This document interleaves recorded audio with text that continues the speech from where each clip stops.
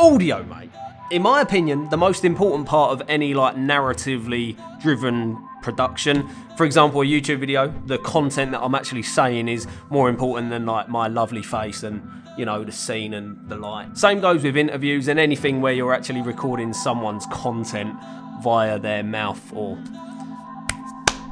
don't know, someone doing something with their hands, who knows. And there's tons of videos on YouTube that are really in-depth on how you can get better audio, but I thought, you know what, mate, I'm just going to give you guys one little quick tip and that's basically going to guarantee you better audio. And that is to increase the contrast between your audio source and your background noise. Now, my office is a perfect example of a bad environment to shoot audio in. So what I mean when I talk about contrast between your audio source and your background noise is essentially in this environment, the audio source is me. The audio source is my mouth, yeah? And my background noise is every other bit of noise that you can hear in this room. If I'm completely silent right now and I increase my levels, this is my background noise.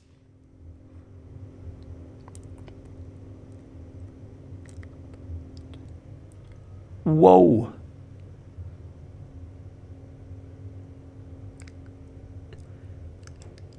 Yeah.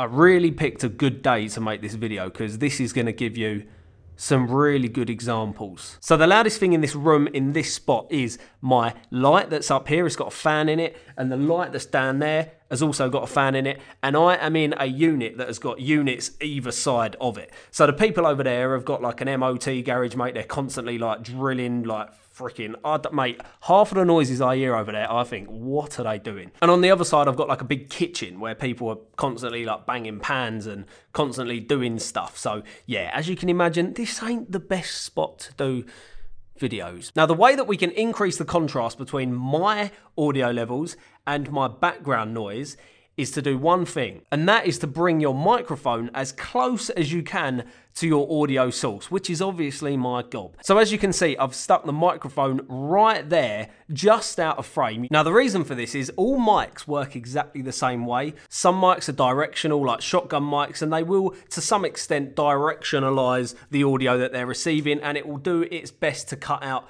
audio around. And then you've got omnidirectional mics, which will essentially capture audio from if this is the mic, they capture audio from everywhere around the microphone. All mics work exactly the same way. Essentially, it picks up the audio that it can hear. It will pick up background noise, it will pick up the source's audio, so it will capture everything in that scene. Now, by bringing your microphone as close to your mouth or the subject source as you possibly can, that is allowing you to bring your levels down on the microphone to the point where the audio source is right at the top of that audio level. Because when you bring up and down your levels, either in camera, in recorder, or in the edit, it brings up everything in the scene. So it's not only bringing up your source's audio, it's also bringing up the noise floor at the bottom as well. So let me give you an example. Let me move like out of frame away from the microphone. So as you can tell, for me to now have my audio levels at the right amount, we've got to bring up the audio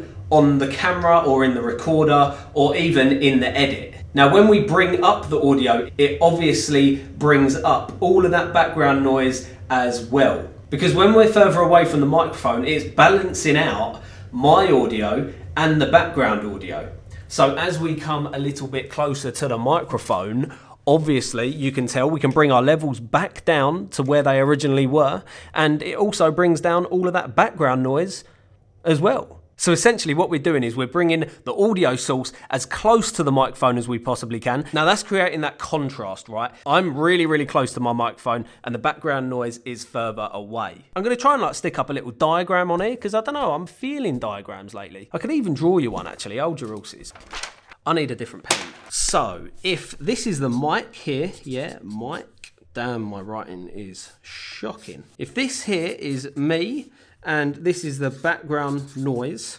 Excuse me, horrendous handwriting. So here's the microphone, there's me, there's the background noise. Now the noise that's coming from that background is about the same levels as me talking. Now if we bring the levels up on the microphone to meet our levels, we're not really going to be able to differentiate between my audio and the background audio. It's going to kind of all be mixed together like this, for example. If I was to move away from the microphone, I'm still getting even further away from the microphone.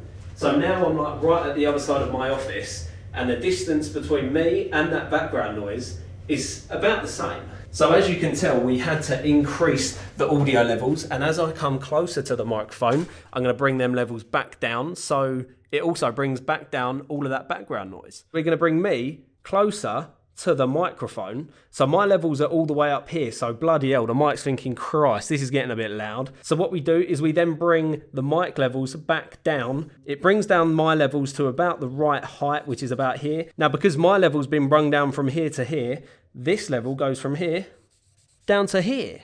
I hope that made sense. Honestly, I don't know why I bothered doing these little diagrams. I'm one of the worst people ever at like trying to explain things. Because I remember when I first started out as a videographer, I was going out doing interviews, doing different little podcasts, that kind of stuff. And I was such an idiot, mate. I was sticking the mic like 2 meters, 3 meters away from where the audio source was actually coming from. I didn't boom in from the top, I didn't stick on a lav, I'd just get my zoom, put it miles away, and it'd end up picking up all the echo, all of the background noise, and you could just about hear what the person was actually bloody saying, mate. Honestly, it was terrible. And the reason I'm making this video is because I don't want you lot to be idiots. I don't want you to be an idiot, mate. I want you to do something decent. I want you to make some good old recordings and that, and you can be like, yeah, James, mate, thanks.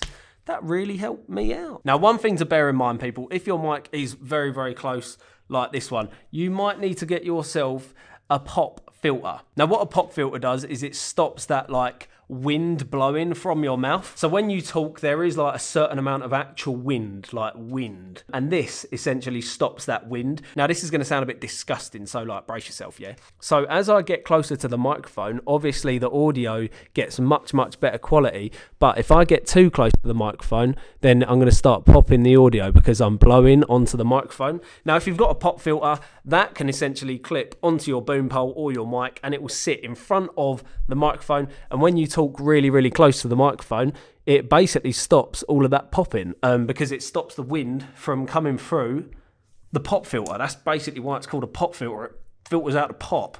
Anyway, was that it? I've got notes for this video. I'm just going to double check and make sure I've hit all of my like points that I wanted to hit to let you know how you can get your best audio and that.